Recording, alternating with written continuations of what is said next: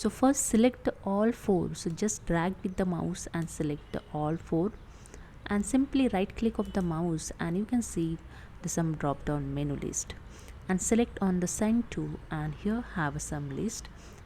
Click on the compressed zip folder, and here the zip file is ready. You can rename of this zip file also. Just click on it and rename that file. So I just enter here.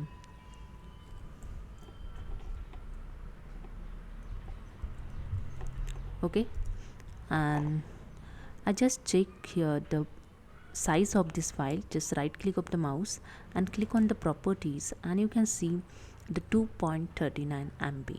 Okay, and same as I just close this and I select here and right click of the mouse and click on this property 2.48 MB. So here the zip file is reduced the file size also. It's it's really helpful to share on emails quickly.